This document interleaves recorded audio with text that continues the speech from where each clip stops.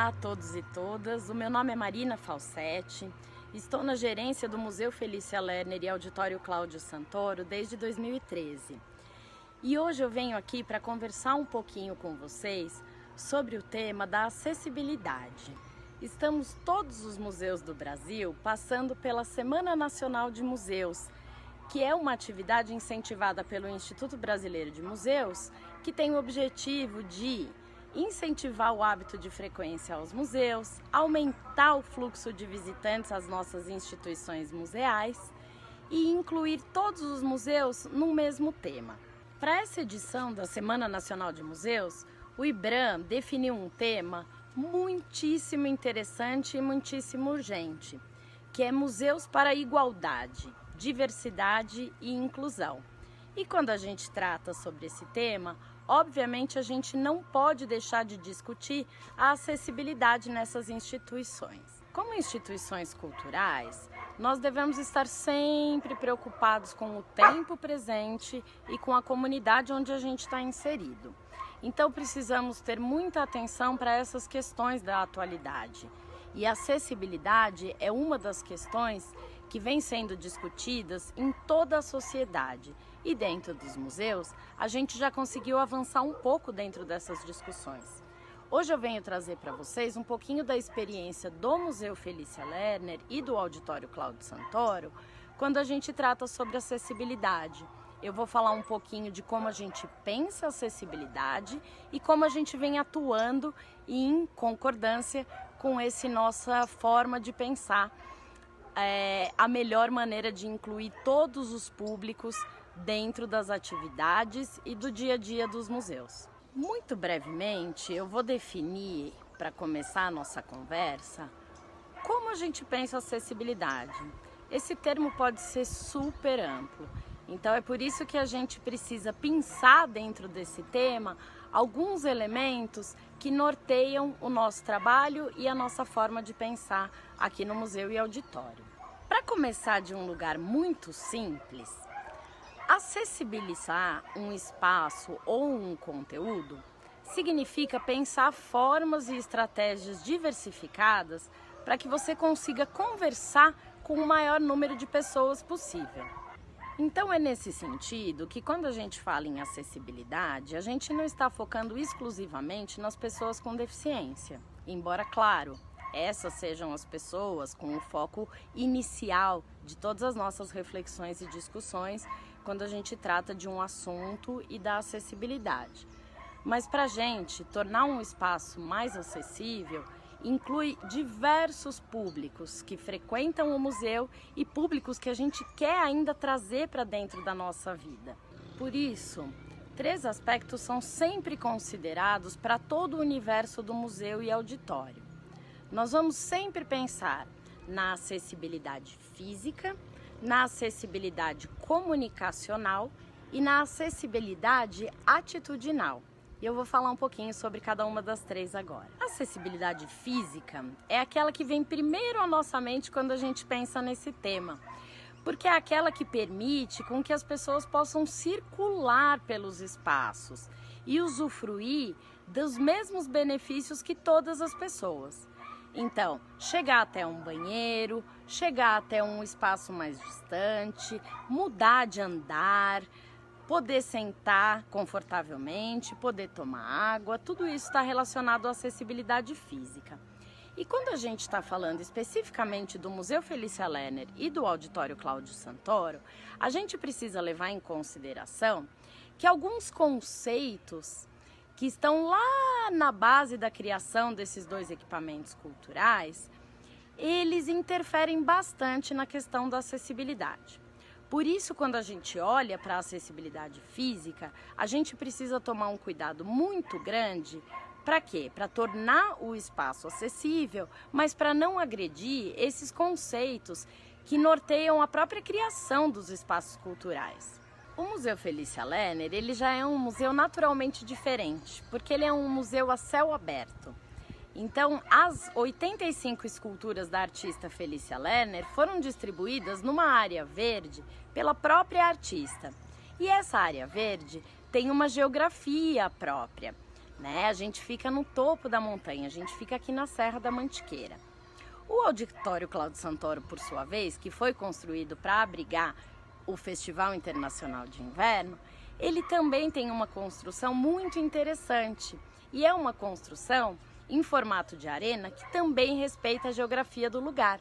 Então, ele é um espaço com muito desnível, né? Desde a entrada do público até o palco, a gente tem um desnível bastante grande dentro desse espaço. Há que se lembrar ainda, gente, que esses dois equipamentos culturais foram concebidos lá no final da década de 1970, quando a acessibilidade era pensada de uma outra forma. Então, como a gente faz para cuidar e aprimorar a acessibilidade desses espaços sem interferir nos conceitos que fazem parte da própria criação desses espaços? Para pensar a acessibilidade física, então, nós desenvolvemos um trabalho bastante sério e continuado, né, que é um trabalho transversal.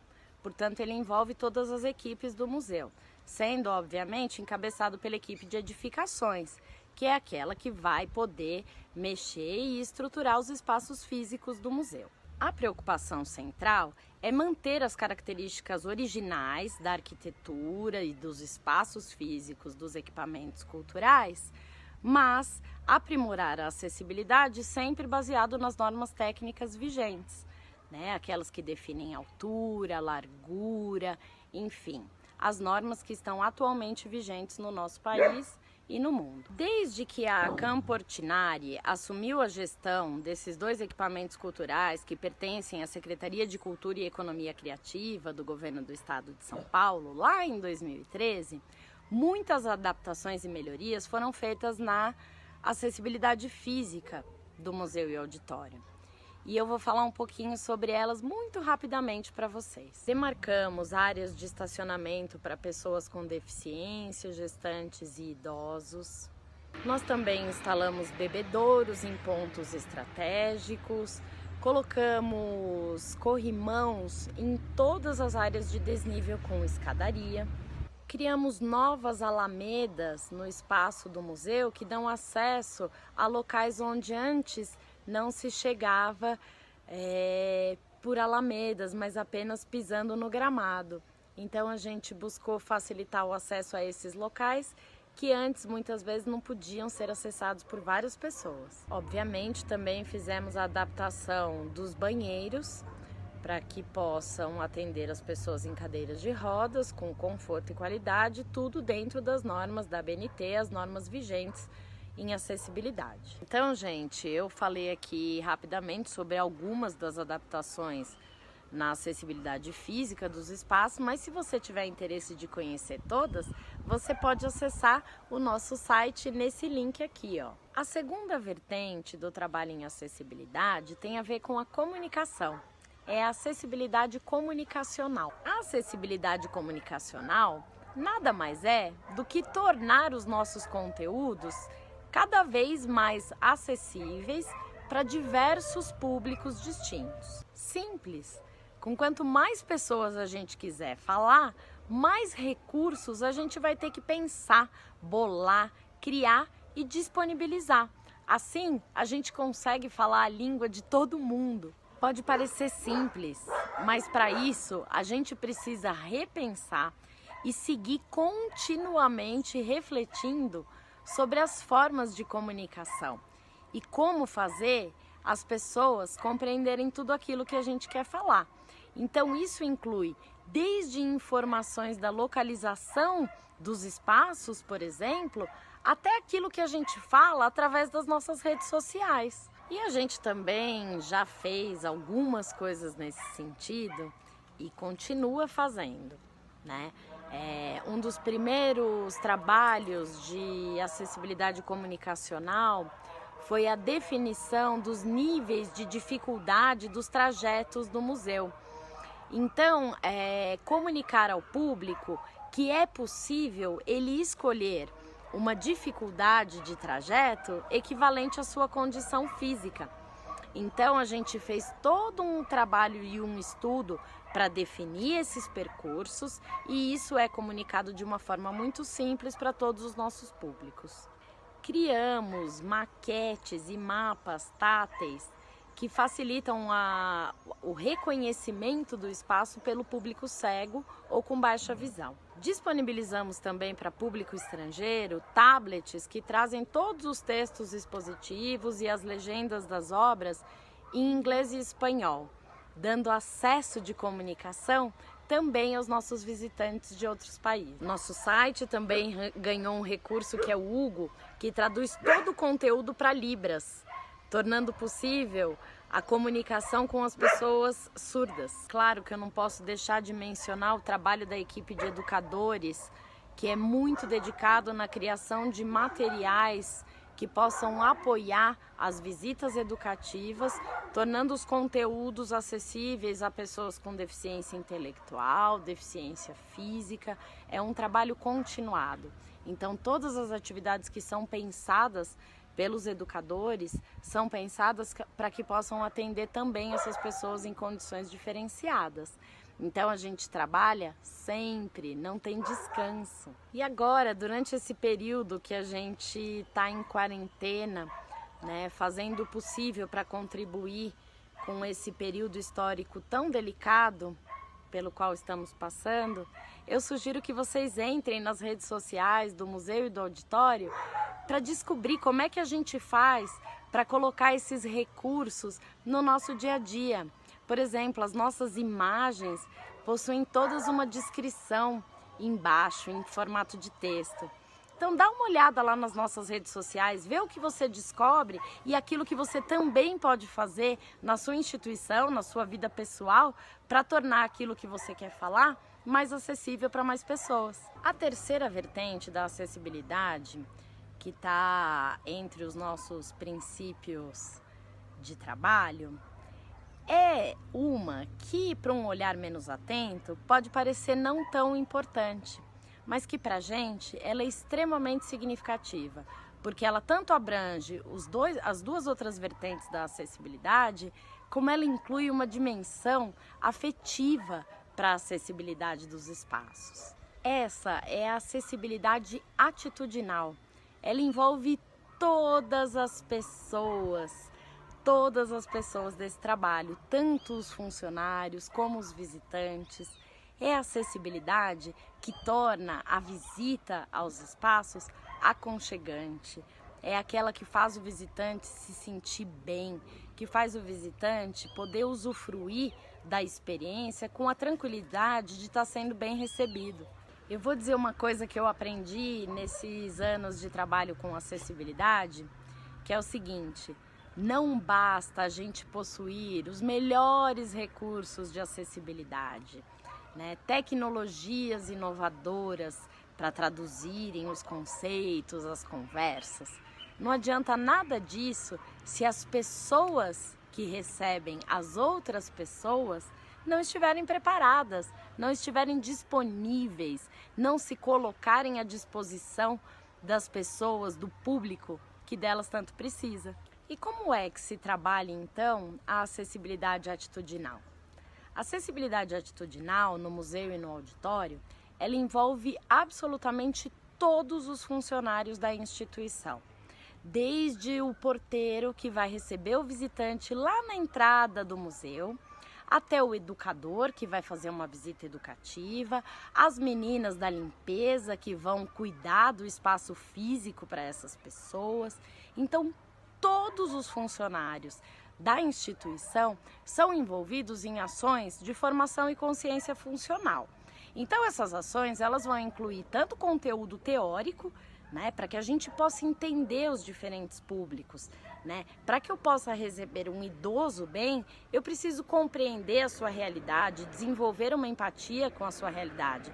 Para eu poder atender uma criança bem, eu preciso desenvolver estratégias.